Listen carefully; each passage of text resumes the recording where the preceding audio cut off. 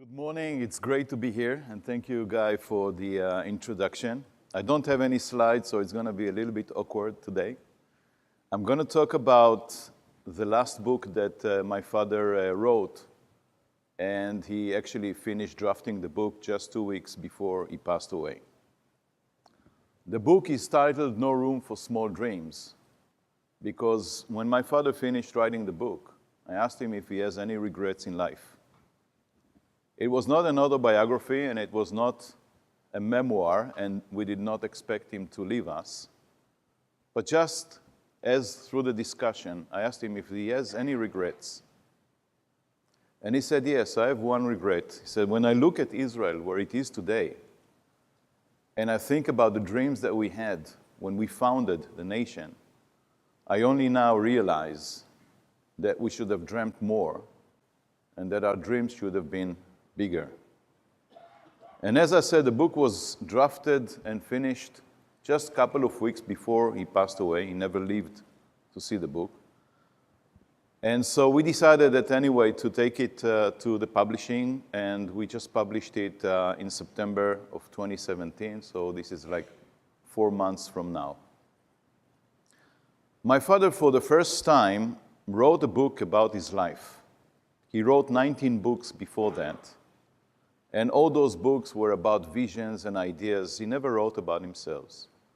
But for the first time, he decided to write about himself, about his life journey, about his story. But not in order to be remembered, but in order to inspire a new generation of leadership and the young people. And actually, the book is dedicated to all of you here who are sitting with us this morning. My father spoke about a journey from an old world to a new world. That was the journey of his life. That was the journey of the state of Israel. And that is the vision and legacy that he left behind him. He believed that we are in a transition period where we are leaving an old world and we are entering a new world. For him, the old world was a world where nations became great on the expense of others. Everything that human being had came from the land: shelter and security, food and water and energy. But at the end of the day, the land is limited and the land is poor. And we as human beings continue to grow. So we started to draw borders. We started to build armies and militaries in order to become great on the expense of others. And the history of human beings is full of killing, is full of atrocities. The more you killed, the greater you became. My father believed that now we're transitioning from land and territory to an age of mind and brain power. And that transition was so important for him that whenever he met with young people or with world leaders, he spoke about the need to depart from the old world and to move as quickly as possible to the new world. He used to say that we're paying taxes twice: for not leaving the old world, for not entering the new world. He believed that in the new world, we're moving away from wars into a new age of global threats. Instead of fighting each other and killing each other over land, let's turn to our brain power. With our brain, we can achieve so much more than the land can offer us. It is limitless. And as a matter of fact, for the first time in human history, we're given the opportunity to become great, not on the expense of others. Or in other words, we can grow side by side when all nations will become nations that are building their future on science and technology, on innovation and entrepreneurship, and a new kind of leadership. He believed that in the new world, we need to collaborate beyond borders. We need to reach out. And we need to address global threats, such as climate change, such as global terrorism, such as job creation, such as immigration. And you know the list of challenges that we have as the world is globalized. Now, that trend cannot be stopped. And so it was very important for him to speak this vision, to speak this idea to world leaders from US presidents to Russian president, to the Chinese president, to every leader in the European Union, and to tell them we must move forward. The world cannot be stopped. In spite of the cry out around the world to slow down, because lots of people around the world are not as privileged as us. They do not know how to cope with a fast-moving world, with a changing world. They are losing jobs, they are losing security, they are left behind. And so they want a new kind of leadership that will try to slow the world down. But that it's not going to happen. And the mission that he felt that he had was to tell them not to slow down, but to reach out to all those that are left behind and try to bring them on this beautiful journey into a new age. The book starts with the story of his own old world. He was born in Wisniwa in Poland, in a religious family, Jewish family. All of them were murdered in the Second World War. They were gathered in a synagogue and burned down by the Nazis. But a few years before that, in 1934, he managed to realize his first dream. And the dream was to come and live in Israel. Together with his mother and his brother, they came to Jaffa. And when you think about it, we're not talking about centuries, we're talking about decades. And he came to live with his family in Israel and start his own journey into a new world. The last part of the book, which I will talk about it in a second, he wrote an epilogue. I did not know, but he knew that his days are numbered. He was not sick, he was very active to the very last minute. As a matter of fact, his last day was at the Peres Center for Peace and Innovation in Jaffa, together with me, hosting our investors and our companies, the Pitango investors and Pitango companies at the Peres Center. A few hundreds of people came, and we spoke about the future, we spoke about technology, about innovation. We had lunch, and that was basically the very last day of his life. The book really starts with dreams, and it continues with great missions, great causes that he served through his life. I would like to go with you briefly, but just mention through the epilogue just one point that describes the journey from an old world to a new world. He starts the epilogue by saying, I was born in a village in Europe, and I was moving around in carriages drawn by horses, and I lived to be the president of the state of Israel and experiencing self-driving cars. Just to give you a flavor of a move from an old world to a new world. So the first chapters are about dreams. My father believed that we should always dream, we should always pursue our dreams and fulfill them, and dream more and dream great. And so the first dream was to come to Israel, and he realized the dream, and he used to talk about the kind of a nation they found when he came to Israel. Dry land, no water, refusing land, small land, surrounded by enemies, the land did not protect us. And he used to say that Israel is probably the first nation that was built in a new world. It was built from the brain power, not from the land. The land offered us nothing besides troubles and problems. And so when you look through the book and you read through the book, just pick a few stories that I will share with you. Of course, you'll have to read the book. There's going to be an exam. And it really starts with dreams and moves to serving great causes. You realize the first dream to come and live in Israel. And then the second dream was to create a nation. He was probably the last founding father of the state of Israel. And he was lucky to work side by side with Ben-Gurion, who was our first prime minister, and experience the unbelievable decision and challenge of founding a nation when they knew that it is really touch and go. The same way it succeeded, it could have been failed. So he talks for the first time about founding a nation. And from that moment on, he started to serve his nation. He used to say that you are as great as the cause you serve. He used to say, if you want to be a great human being, you need to find a great cause and give your life to it. And that is exactly what he did in his life journey. The first cause that he served was actually building the Israeli defense industry.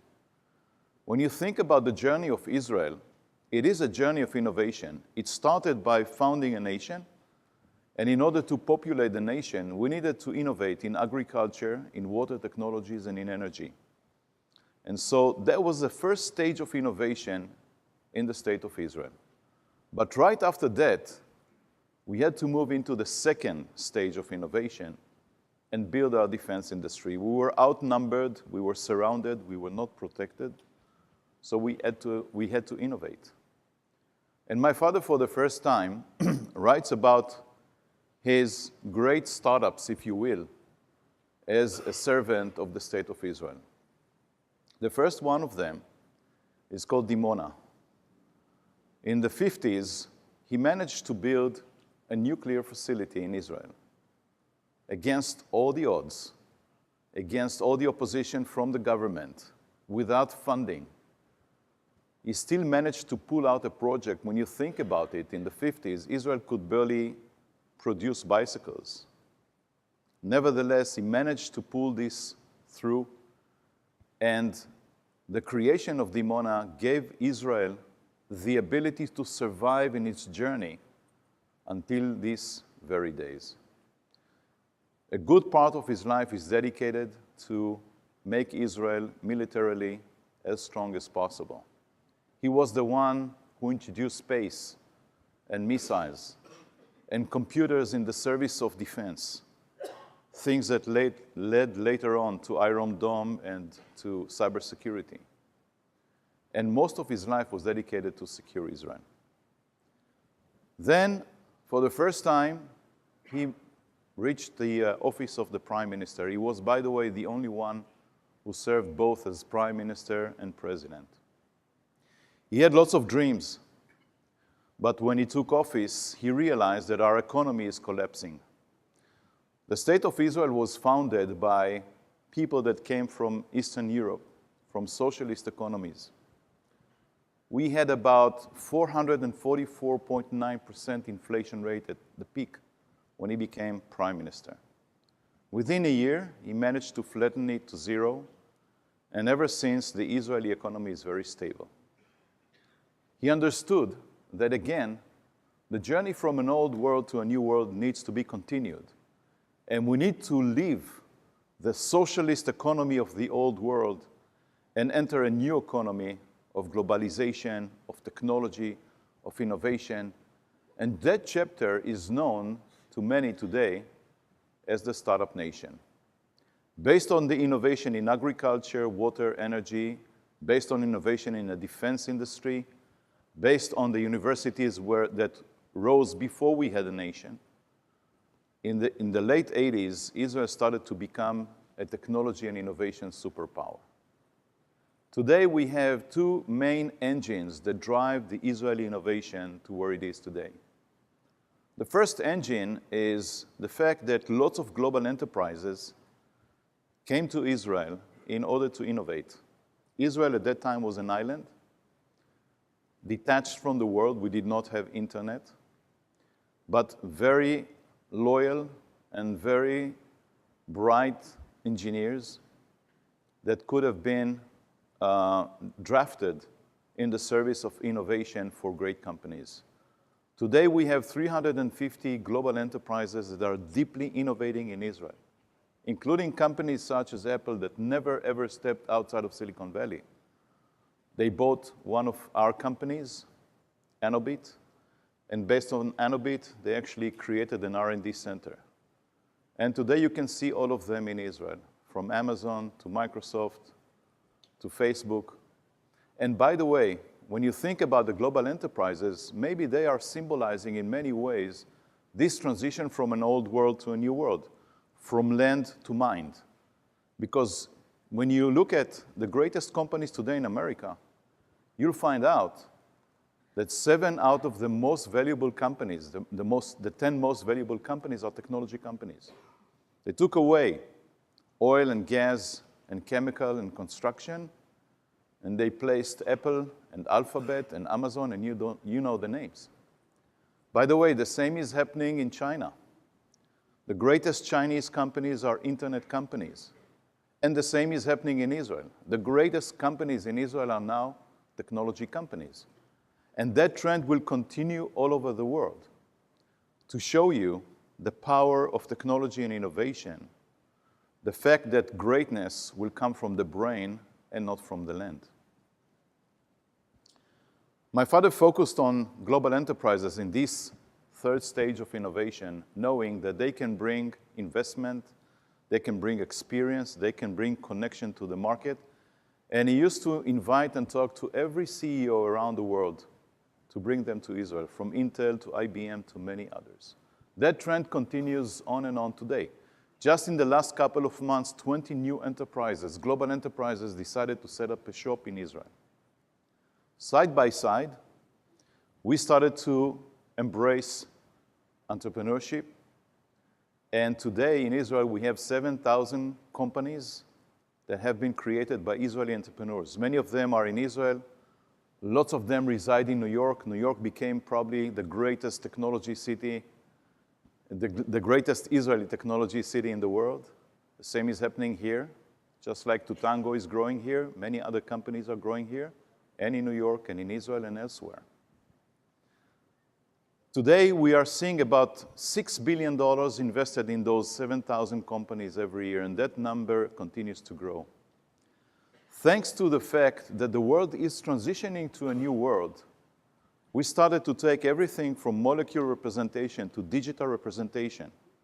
We build a network for human beings and data. We're building a network for devices, and now we're putting them all together with AI. So we're moving to a new age. And Israel is a place to innovate, and Israel is a place to help the world transition from the old world to the new world. My father finished his term as prime minister and started to embark on his major efforts to achieve peace. He used to say that after we became strong militarily and economically, now it is time to resolve the dispute between us and our neighbors.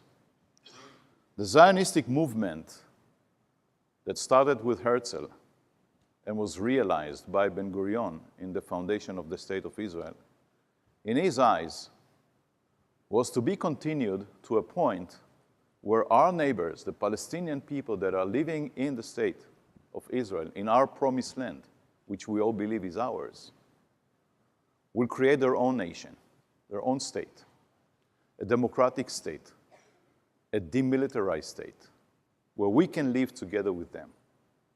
Once we reach that point, then the Zionistic movement, in his eyes, could declare success. It may take 150 years, maybe 200 years, but we need to get to that point, put the wars aside us, leave the old world, and enter with our neighbors into a new world. From that point on, peace became the great cause that he served and gave his life to. And he participated in the peace building with Egypt. He participated in the peace building with the Jordanians. And he was the leader in signing the Oslo Accords with the Palestinian authorities. He used to say that going to war requires courage. By pursuing peace requires even more courage.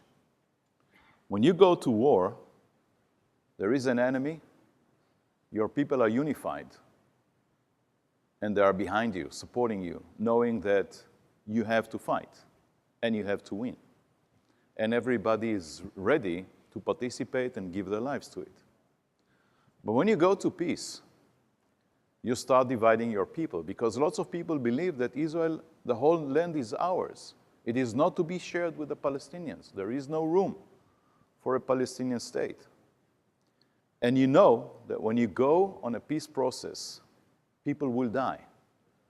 you know that your people will be hurt, and thus it calls for much more courage than even going to war.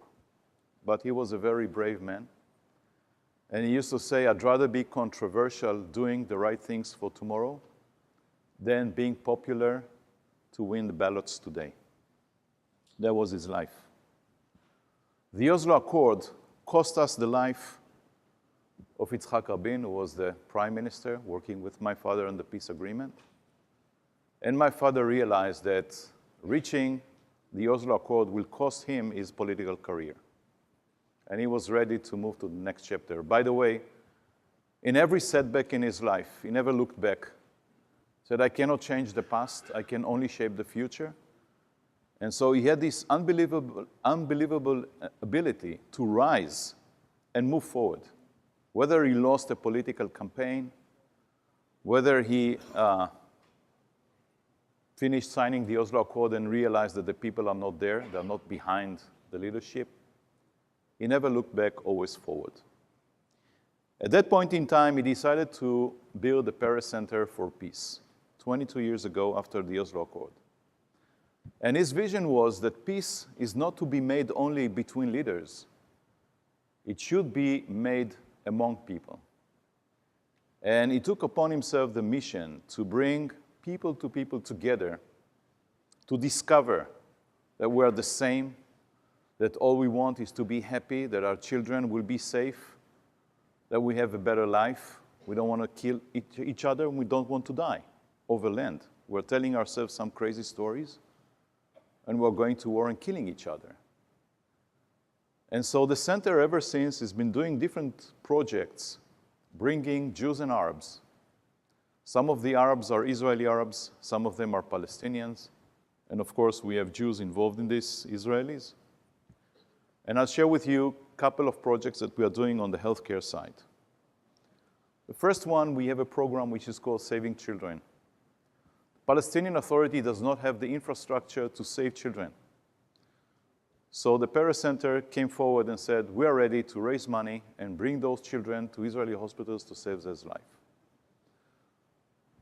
Over the course of the last 16 years, we have saved the lives of 12,000 children.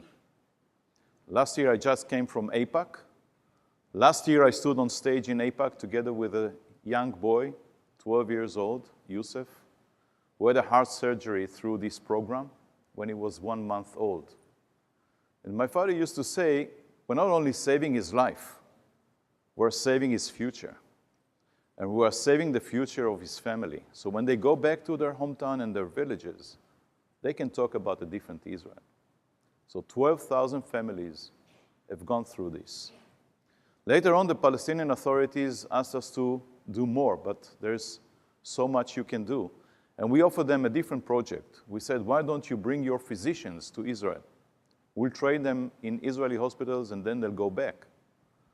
We have a program which is called Medilink, where so far 250 Palestinian physicians from the West Bank and from Gaza came to Israel to live 5 years in Israel, to study Hebrew, to work in Israeli hospitals, to be trained, and then go back to their homeland, go back to their villages and towns, and run hospitals and departments. And wherever needed, they have a friend in Israel. They can help them bring a child to save his life.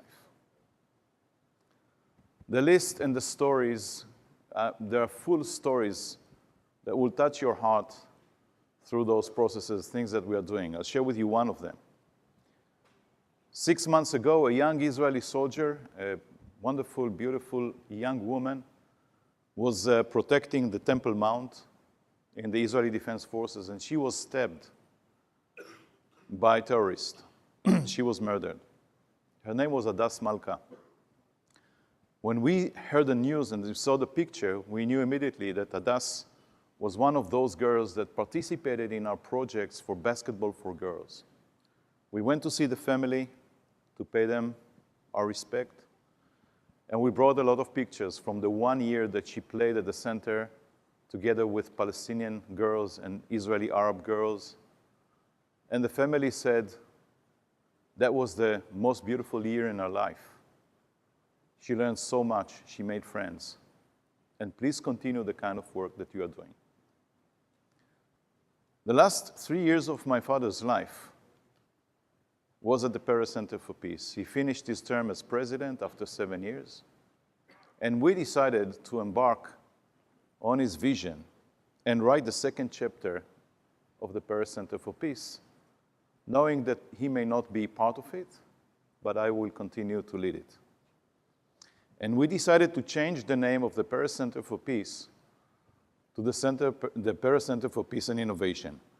We added the word innovation not because we gave up on peace, and not because we are not doing the project. We continue to do the projects even on a larger scale. But the idea was that maybe it is time for the Middle East, maybe it is time for our neighbors to learn from the experience of Israel, the startup nation, and turn the region into a startup region. You all know how well the internet has done for the English-speaking markets. You all know how great the Chinese-speaking ability helped China create their own internet market, which is maybe even bigger, and help them grow entrepreneurship and build companies and move their economies forward. Now think about the Middle East. 400 million people, 22 countries. One language which is not exactly common, but very much shared. And think about the fact that this is the 4th largest language in the world. Think about building the Arabic-speaking internet market. Think about global enterprises moving forward and assuming more responsibility for the world, like they should, because we're getting out of wars and entering a world of threats. Who is better fit to deal with those threats than entrepreneurs? The ones that are building space programs, the ones that are changing mobility, the ones that are changing healthcare. The responsibility is on the shoulder of the entrepreneurs. It is on the shoulders of the CEOs of the world. When they step into the Middle East and give a chance to the 60% young generation in the Middle East, 60% are below the age of 30. They are torn between extremism and terrorism, and give them hope, and give them a future, and make the startup nation part of a startup region. That was the kind of a work that we started to work on. We're opening the Innovation Center in October this year. You'll be able to experience the journey of my father's life. You'll be able to experience the journey of Israel from an old world to a new world, from pre-statehood to a startup nation. We hope the center will be a source of inspiration, education, and program development for the young generation to connect people from around the world. And we hope that in the future there will be more centers around the world, maybe also in the Middle East. I have 1 minute and 42 seconds, so I need to conclude. I'll say this. When I finished reading the book, the draft, when I finished reading the epilogue, that was very moving for me because I knew that my father knew that his days are numbered. I realized, and I said to myself, the thing that I want you to walk away with. There are a lot of people around the world that are afraid to dream. They don't even dare to dream. They are not part of the world. There are people that are dreaming, but they are very much afraid to try and realize their dreams. Because usually when you realize your dreams, you are doomed to be disappointed. Dreams are beautiful, reality is not so beautiful. But what I learned from my father is that not only that you should dream constantly, and you should pursue your dream and realize them. And there is only one word of caution. Beware not to dream too small. Because when you realize your dreams, you might be disappointed that your dreams were not great enough. I want to thank you and maybe finish by saying what my father used to say about age, because he was 93 years old when he passed away, And people all the time ask him, how do you keep yourself so vibrant, etc. And he gave an advice. He said, count the number of dreams that you have in your mind, and compare it to your life achievements.